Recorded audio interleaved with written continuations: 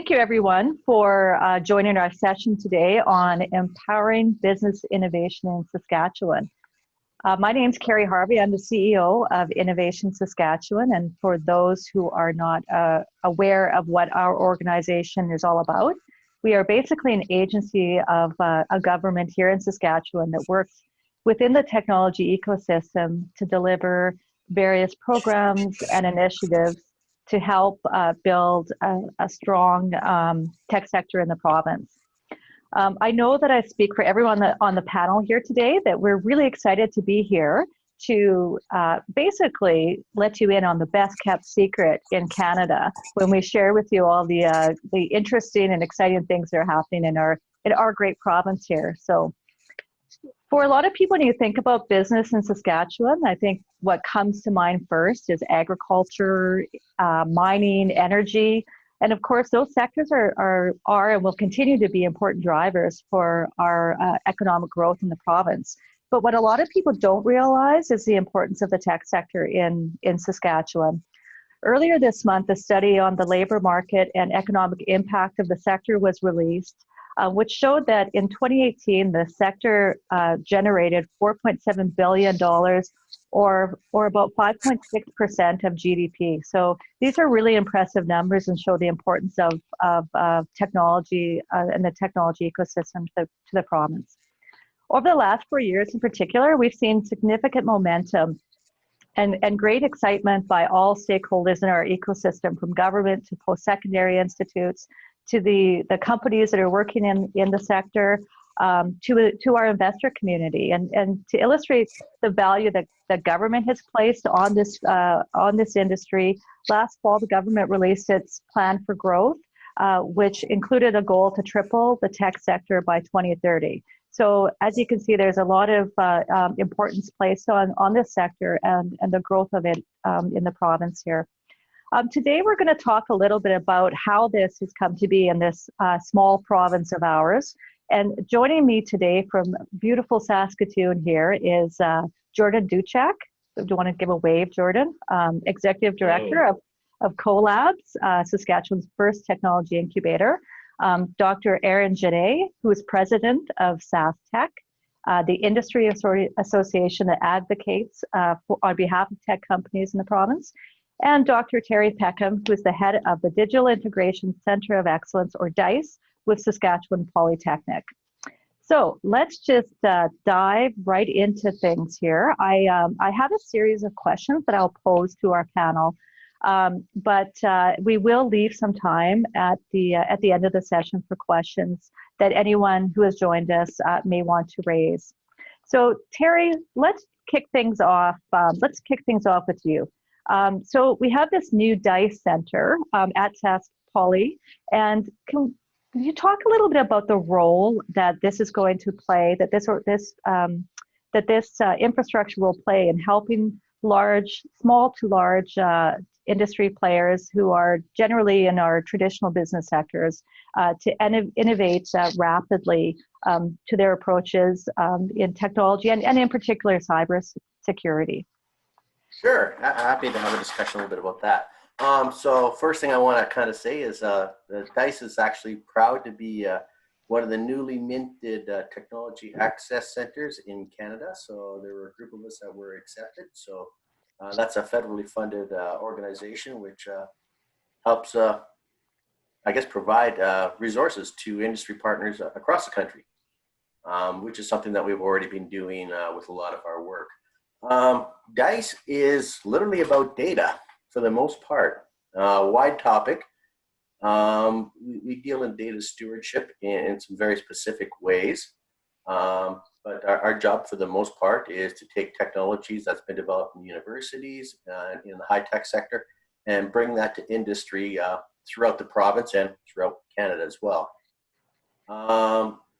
So this conference is really all about data. Yeah, we say cybersecurity, but really, what are the cybersecurity hackers after? Well, they're after your data. We're about privacy. That's an important component of what we do. We're about protecting data, and that comes in a lot of different ways and in shapes, depending on what types of projects we are working on.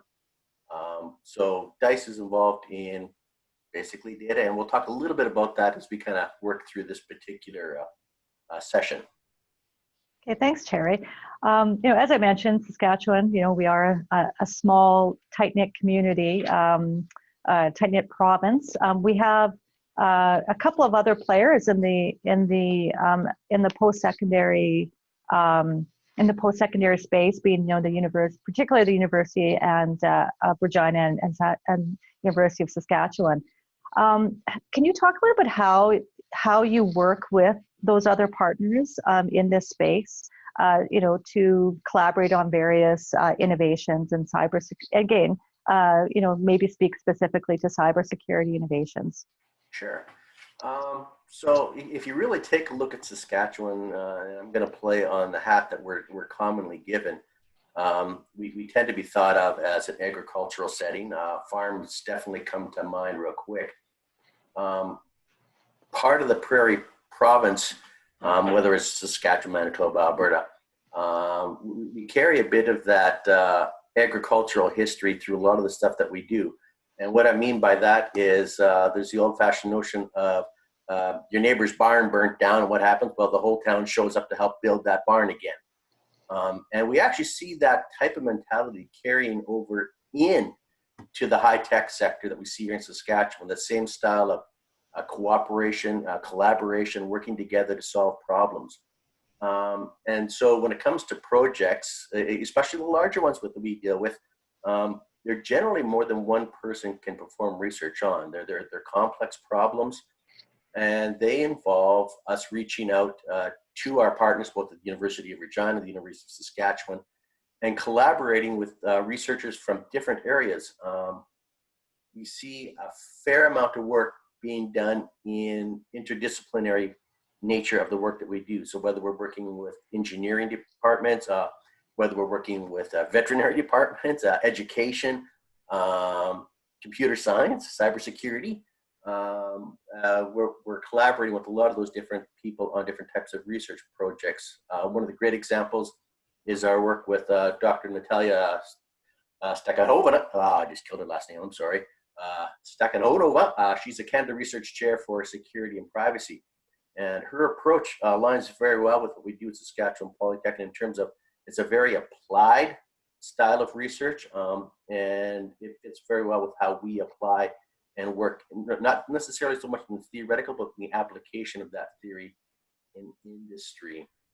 With respect to the types of projects in cybersecurity, we've got two major types of projects that we deal with in our dealings with industry. One of them would be sort of the infrastructure-based projects. And these are projects where we're collaborating with a lot of the different engineering departments from different universities to create networks. For example, rural connectivity in Saskatchewan is a very difficult problem. Urban has never been a problem because you always have that population density. But as soon as you move to the rural areas, how do you connect and transfer data in remote areas and do it efficiently, effectively, and securely? And so we're collaborating with both universities and our local telecommunications company, Saskatchewan SaskTech, which is a provincial entity as well. We collaborate in the mining industry. How do you create infrastructure problems there? So whether it's in the processing of the ores that's done and integration of sensor systems, and how do you track that data and make sure that that's secure, as well as in the agricultural. So ag is moving high tech. The farms are moving towards actually autonomous vehicle operation. Precision agriculture is a very, very big business. And again, in those areas, we are about how much data is created. Sometimes it's on the order of terabytes of data per field. And you analyze that data. How do you move that data securely? How do you make sure it's safe? How to store it appropriately? And then again, do that analysis. The other area, other than those physical parts, we move into sort of the artificial intelligence, the machine learning, the data analytics side of things. How do you make these systems smart? You've got the data, you need to make them smart, but at that same point in time, you have security issues, you have privacy concerns that need to be addressed. And so across those particular spectrums, we're working in the automotive industry. Even though we don't have a big automotive sector in Saskatchewan, we've gotten our fingers into some of those spaces. Healthcare, That is a huge issue, especially with the new COVID crisis.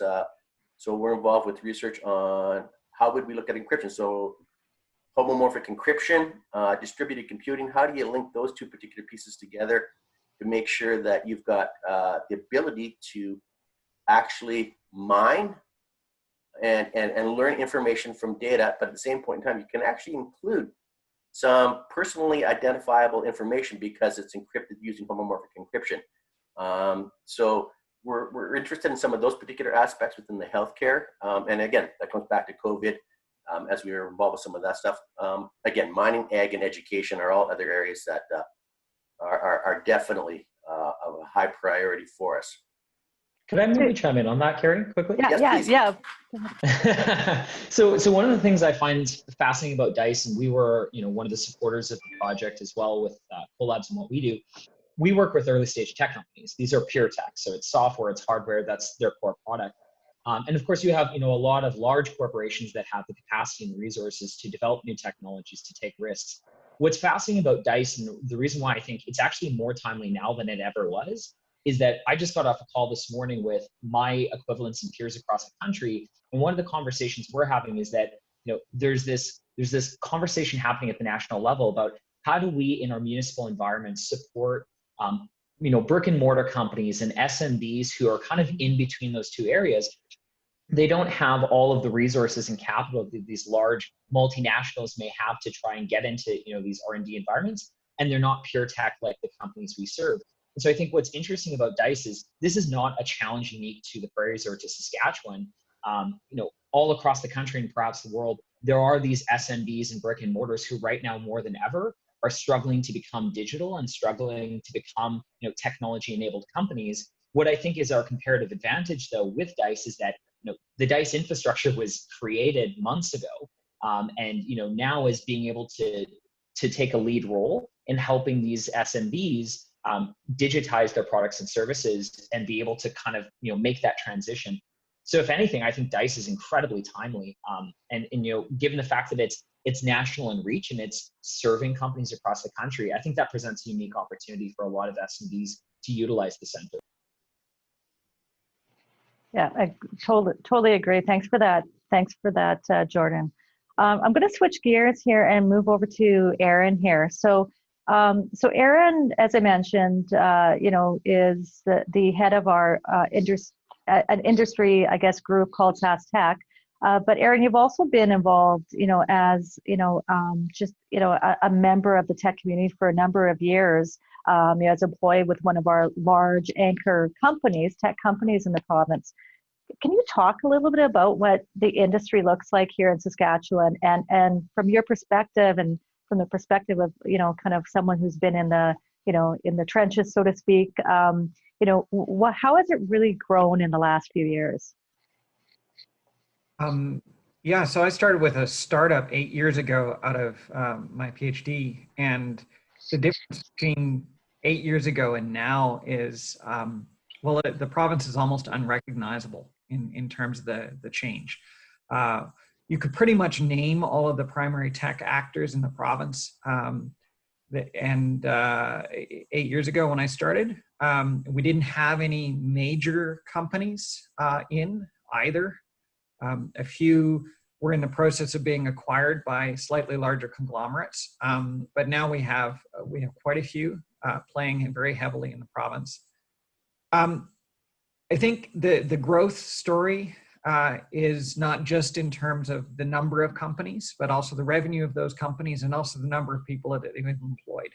And all of those are through the roof, including the venture capital numbers, which I'm sure Jordan will touch on later on, but the investment amount from both within and without the province has risen shockingly, in a good way.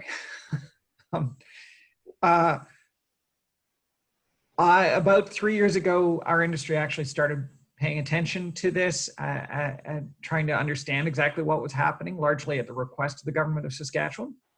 And in that time, we kept making estimates about the number of open jobs. We're all aware that we're struggling to fill jobs to some degree. It was certainly possible to get people, but it was always a lot of work.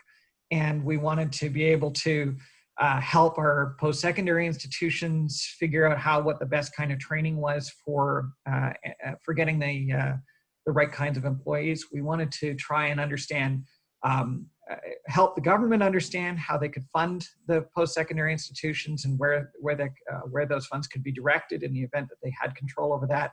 And we wanted the post-secondary institutions themselves to be able to understand what was happening.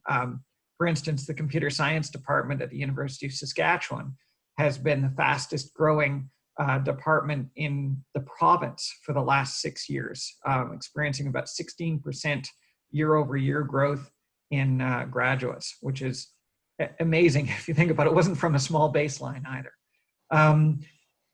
So we'd been estimating there were about 200 jobs open maybe at any one time, and our numbers were quite a ways off. Every time that we've looked at it or actually gotten a more effective analysis done, it's shown us that we were underestimating significantly. So really, coming into Saskatchewan to work as an employee is very different now from 8 years ago. There's lots of different opportunities at lots of different companies. Those jobs are good jobs. We're showing our median salary to be 43% over the median salary for the rest of the province in any other type of employment. We have 52,000 people employed in the tech industry in the province right now. And as you said, it's 5.6% of the economy. So it's being recognized as one of the emerging pillars of the Saskatchewan economy. If anybody had said that 8 years ago, you would have been laughed at. I think if you said 3 years ago, you would have been laughed at. Yeah, well, 3 years ago we started talking about it, but yes, absolutely. You know, and I've been in meetings where people have said, "Oh, you guys, it's just such a small part of the economy. It really doesn't matter." And well, that's been proven wrong now. I had an angel investor at an event in Toronto 3 years ago ask me if we had internet. Yeah. Well, I think that, you know, to your point, Aaron, like the role that SaskTech has played in creating an awareness, not only in government, but in, you know, with the public around, you know, what actually was happening in this sector. It was really flying under the radar. And because, you know, we look at, as I talked about earlier, we have, you know, sectors like agriculture and energy who have big, you know, associations that represent and can be a voice, right, for their particular industry. And so I think that you know, the fact that SaskTech was able to come together and to be able to start telling that story has made an incredible difference, right, in terms of government understanding what the potential could be and what kind of policies and initiatives that we need to put in place to help support that growth, right? So, Terry kind of touched on it a little bit, right? When he covered off all of the different sectors that are relying on tech in the province, you know, ag tech, mining tech, health tech, and all of these sectors really within Saskatchewan have changed radically in the last 5 years as well. 5 years ago, mining was not talking about autonomous mining and connected workers and data lakes, and now they are. Now that's top of mind for the companies. They're making huge commitments to invest billions of dollars in transforming their businesses. The same thing in agriculture. Autonomous agriculture, the kind of data gathering that Terry was talking about, all of those things are now common rather than kind of just pipe dreams. And that research, but also that applied work with companies, both startups and major players investing in the province are really prevalent. And so, you know, part of the story is, yes, suddenly we have this rather large and rapidly growing software industry. The other part of it is that software industry is the tip of an iceberg of technology integration that is much, much, much bigger. And all of that feeds back and forth. We train people in our pure software industries. In Siemens Digital Industries, we're working with simulating what happens when you start putting together semiconductors and running them in the real world. Our people go off and they work in health, and they go off and they work in a startup for agriculture. And then they come back to us later, which is what we like if everyone else trains our workers. But the point is that there's a lot of movement now. And, 10 years ago, if you'd entered this industry in Saskatchewan, you would have had, 5 or 6 different places to apply, and that would have been it. I know, because I was applying to those places. And Aaron, if I may, I think that it's fair to say that if you go to most regions, most of the larger cities in Canada, they've all seen a growth in their tech sectors. I think that's a fair thing to say. But what's interesting about Saskatchewan, on your point and Terry's point, is that for us, especially more acutely in the last 3 to 5 years, almost every star has aligned, and all at the same time. I have the data in front of me. We had $500 million of M&A directly in the software hardware space in the last 3 years. And we had like 150, 200 million in direct investment, and Co.Labs and DICE and, major exits. All of these things are all culminating. And so it's almost creating all of these like collateral effects, like the creation of SaskTech and all of these other things, which are all almost building on top of each other. So I think, albeit it's fair to say most regions have experienced massive growth in tech, I think that's just a reality. The way we've experienced in Saskatchewan in the last 3 years is almost like everything all at once. And in a way, almost like all rowing in the exact same direction. And I think that's the unique comparative advantage that we have, is everyone knows each other. We're all on the same team, but we're all working on different things together. And that's what's kind of fascinating about it, I think. Yeah, we'd like to talk about the Saskatchewan Advantage. And when we talk about the kinds of things we're doing as an industry and government, and I talk about this outside of the province, my colleagues are all flabbergasted that we can get all the people who can make those decisions in the same room very easily in Saskatchewan. And I think that that's been a part of it. We've got a responsive government. We can put 3 ministers and the premier in a room with the industry leaders, with the education leaders, all at the same time, and figure out the difficult problems very, very quickly. And so this is why we've seen, the growth of our computer science and engineering departments in terms of adding professors. It's because the provosts of the universities and the minister of advanced education and the faculties and the industry were all sitting there saying, this needs to happen. Let's figure out where we can get money, even though it's a difficult time to be able to invest in these kinds of things from a government standpoint. That's unique. That is utterly, that won't happen in Ontario. That won't happen in Quebec. It won't even happen in Nova Scotia. So we're very blessed in that way. Okay, I'm going to maybe shift gears now and just go over to Jordan to talk a little bit about Co.Labs and sort of the whole the startup culture that's developed in the province here, and what kind of supports we have in place for Co.Labs or for these companies through Co.Labs. I was supposed to be the last speaker. You've caught me off guard. Sorry. No worries. Right. So yeah, Co.Labs, we operate very similar to many of the hubs that a lot of the people on the webinar right now would be aware of. Communitech, Mars, Platform Calgary, BC Tech. These hubs are all over the country. There's probably, by my estimate, between 50 and 100 of them. But what's unique about Co.Labs is that we're only 3 years old. We're like literally 38 months old. And when we were creating our model, we literally got to look at, in some cases, 5, 10, 15 years of incumbency of what other hubs across the country had done, their model and how they approached a combination of like economic development meets building a startup community, bringing in academia, industry, like you're trying to basically do all of it, right? And so the way we approached it was essentially going and looking at all of the best ideas in many ways and essentially building a Frankenstein that for us was going to be the right model for our ecosystem. And to the discussion we were having earlier, 3 years ago, there was no real well-known startup community in Saskatchewan anywhere. We didn't have a ton of infrastructure to support that. And so when we started, we literally started from scratch. And the way we looked at it was, we first and foremost have to build community. Then we have to find a way to fix the talent or the capital challenges of how do we find the capital for companies. And then the tertiary problem becomes talent, right? So in our first 3 years, we built that sense of community. We built a number of programs. We started working with corporations. We have, a unique corporate incubation program that exists nowhere else in the nation. And we've worked with the second largest corporation in Saskatchewan as our first client and partner on this to help them transform their industry and to take some of the benefits of being agile startups and apply it. And then we started working with the government and angel investors in the community to fix the talent challenge. We've had over $50 million of new early stage capital formalized in Saskatchewan in 24 months. Think about that. It's a big deal when there's a $50 million fund that sprouts up in Nova Scotia or even Toronto at early stage investment.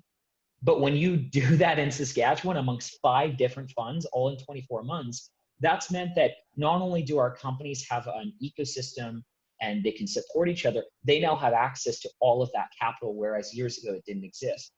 And so where we're at today is, to Aaron's earlier point, we've almost created a problem for ourselves, which is talent. How can we feed the monster in the engine that we've helped create? Economic development's tricky. If you do it right, you inadvertently will create new challenges. And we've done just that. I think it's an admirable problem that we've created collectively. And it wasn't just the creation of new early stage startups and a startup community. It was also those M&A deals. It was the fact that Siemens acquires Solido and Mentor. That was a massive deal, and they kept that office here and they're growing it. The fact that Skip the Dishes is from Saskatoon. Not a lot of people know that. They remained their technical office in Saskatoon, and it still exists here today. And the founders actually have moved back to Saskatoon and are building their next company. It's growing like crazy. And then you factor in what Terry's doing with Dice and helping essentially, enable incumbent industries and brick and mortars to digitizing. We have this massive talent challenge. And one thing that I think is quite interesting now is with COVID and the fact that so many companies have had to make layoffs, you now have this nebulous national talent pool of individuals who are really strongly considering the value of a secondary market like Saskatoon and Regina, and the quality of life you can have if remote work and non-centralized offices is the new normal. And so we've almost kind of prepared for this moment for 3 to 5 years in many ways without even coordinating with each other. Solido was what, Aaron, like 10 years old when you sold, 12 years old, something like that. So you didn't go into the creation of that company 12 years ago with the intention that would align about 1.5 years right before all of this massive growth, and Co.Labs didn't, coordinate our creation and growth.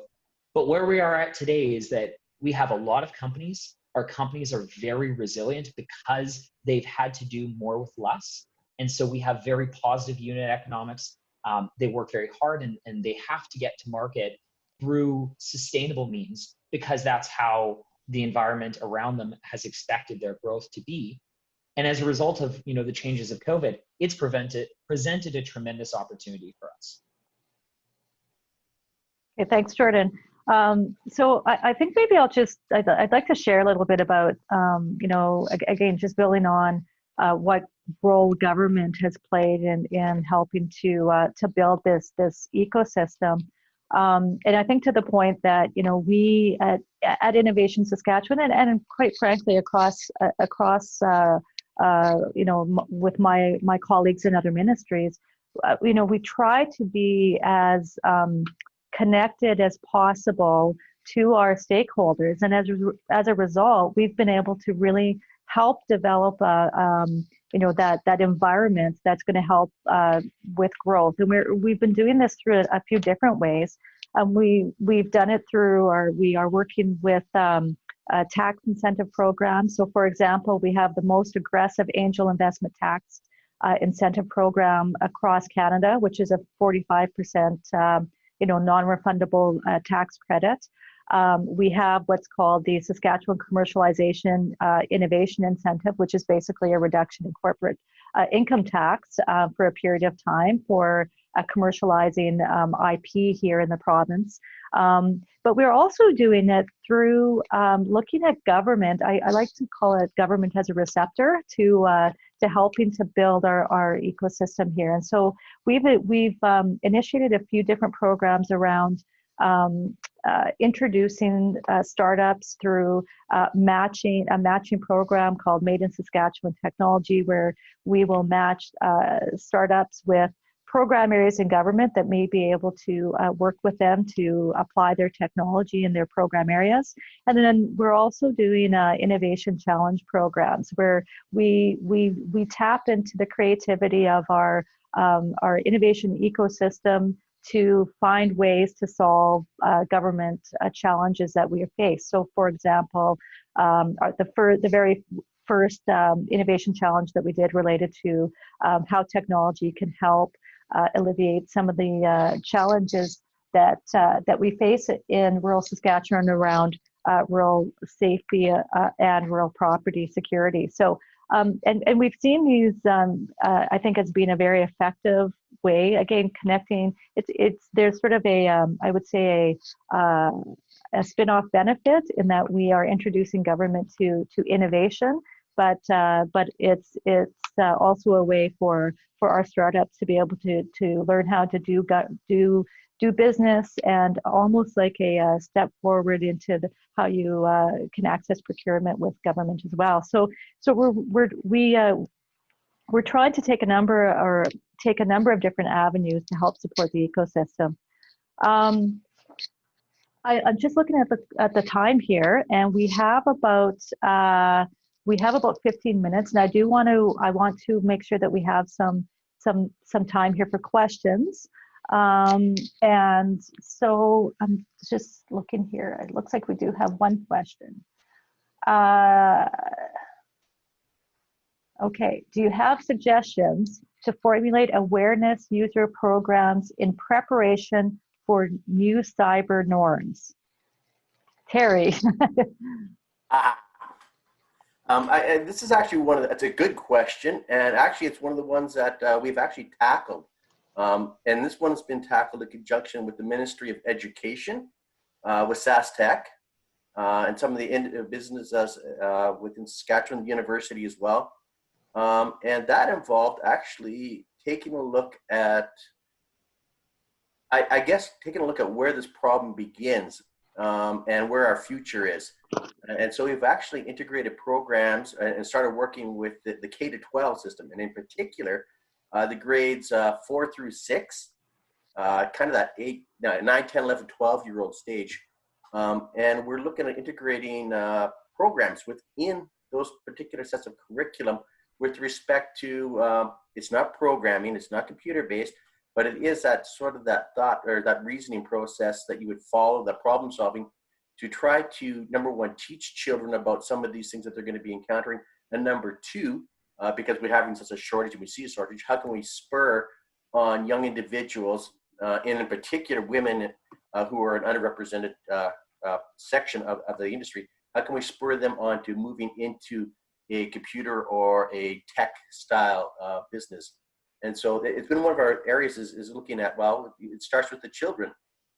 And so we've been working with government, industry, and post-secondary all together to try to figure out how we can actually move this together to create a working solution. And I think that solution is just starting this year, although I don't know what's happened with COVID, whether it's going to continue on or not, but it's definitely something that's been worked on, and we're waiting for the results to see how that actually turns out, because it'll be quite a few years before we see the fruit of that particular labor.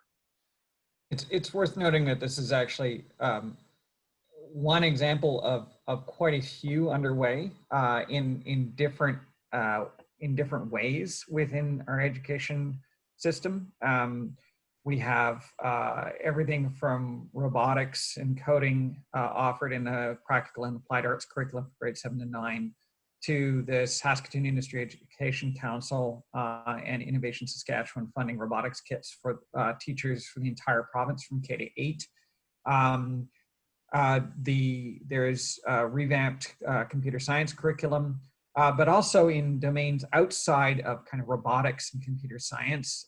Our education system is thinking very strongly about how technology intersects with each one of those domains, so that you can address, how you might interact with a modern map as opposed to a paper-based map, or how driver education might happen through simulation more, as opposed to and what that might mean for sensor interpretation and kind of the future of vehicles in mechanical practical and applied arts.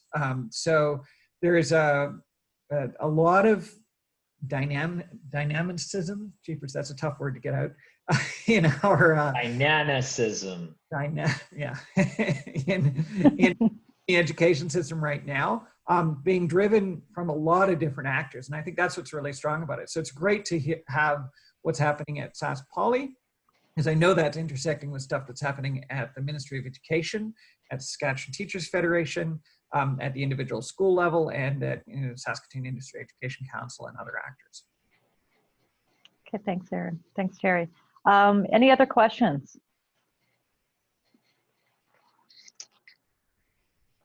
Okay.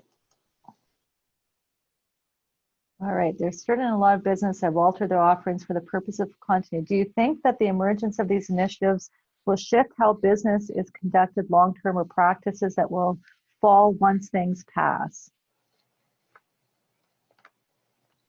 I can speak a little bit to industry on that. We have a variety of responses within the context of the technology industry, and certainly examples happening around the world, and even here in Canada, such as Shopify moving to kind of a permanent recognition that working from home is a reasonable position. I think that in the same way as we were able to respond quickly and effectively to getting our workers at home here at Siemens, we also recognize that we're not going to be able to sustain that for people without childcare options, for instance.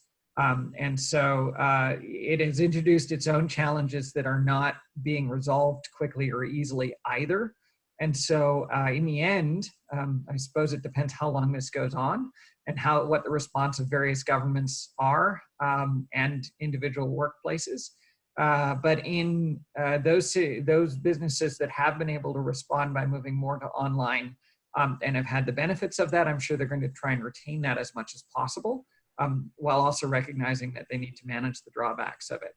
From brick and mortar business standpoint, we've had a rush in moving to more delivery services that are not mediated through Skip the Dishes or Uber, largely because the margins were too high for them to be able to manage in that context. And so they've shifted the job descriptions of their employees to include delivery services. That is probably welcome in terms of creating a diversity of options for businesses. Given the ascendancy of Uber and Skip and the rest of the companies that were moving into that field. On the other hand, it might not be sustainable for companies as they begin to have greater requirements for in-presence work as well. So I think it's a really interesting question.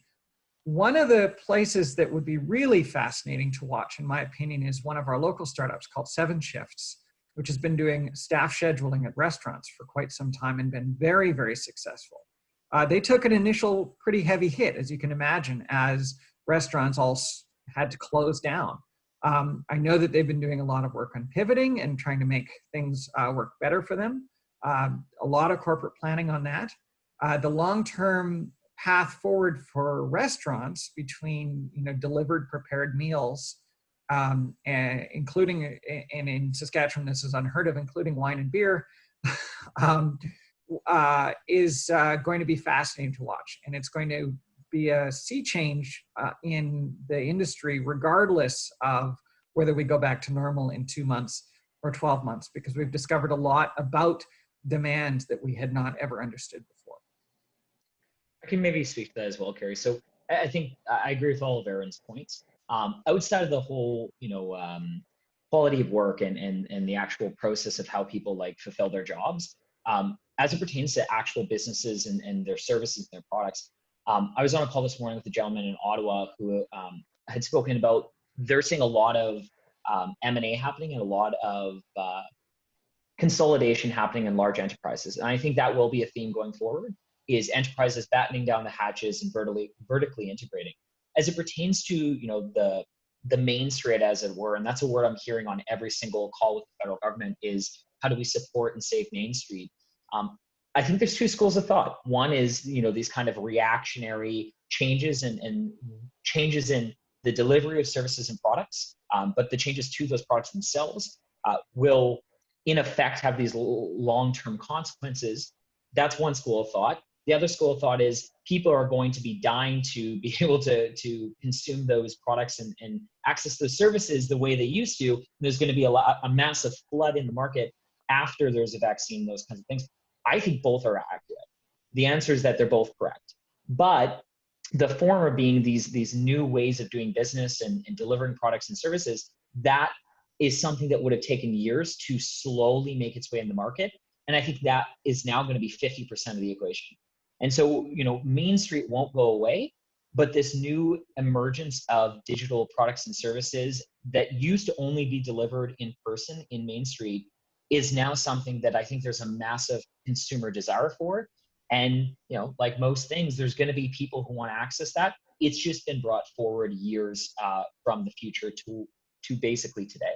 So I think there's going to be opportunity on both sides. There's going to be a lot of companies that won't make it through this. And that's going to create a lot of opportunity for new companies and new entrepreneurs. But consequentially, there's going to be also a lot of businesses that go digital and never go back. And so I think both are correct. Okay, thanks, Jordan. We probably have time for one more question. If anybody has something they want to raise for our panelists.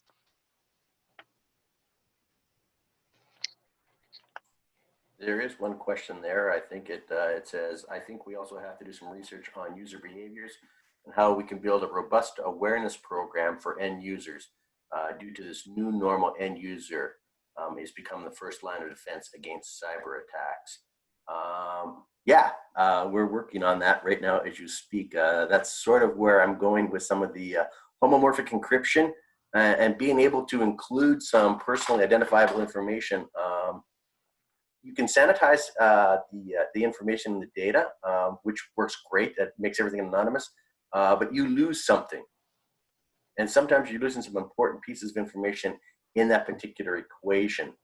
And if there is a way that we can still encrypt that information, perform the analytics on an encrypted data, which is what homomorphic encryption does, we're going to be able to learn a few things that we may not have been able to learn in the past due to privacy considerations. That's opening the door. That being said, this is still research. This has not been solved. So that's sort of one of those projects that's kind of moving forward. But yeah, it's kind of, that my take on that. But anyways, but yeah, it's definitely an area that I think is very timely and important. Anybody else that wants to weigh on this one? I just want to point out we're actually well situated in Saskatchewan to be able to do this research and apply it effectively because of the interaction between Sask Poly, the U of R, and the U of S. U of S has a real powerhouse human-computer interaction lab with lots of research actively going on there on the user end. There's a lot of excellent research in AI happening at U of R, which can inform this stuff heavily. And then, of course, you have the applied end and the pointy end of the stick there with a specific emphasis on cybersecurity, Terry. So I think there's a really interesting synergy. And unlike many jurisdictions, it's very cooperative here in Saskatchewan. All right. So I think with that, our time is pretty much up here. On behalf of Aaron and Jordan and Terry and myself, I want to thank you for choosing to participate in the panel session today, because I know there's lots of choices out there at the conference. So we really appreciate you taking time out of your day, and also appreciate the work that the siberX team has done to put this conference on and to have us join as part of the discussion. So really appreciate that.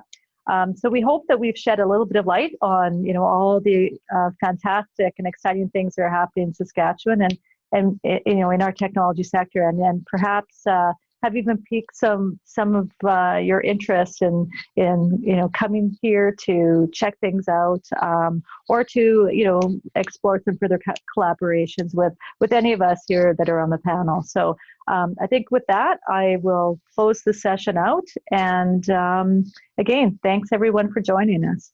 Take care and enjoy the rest of your session.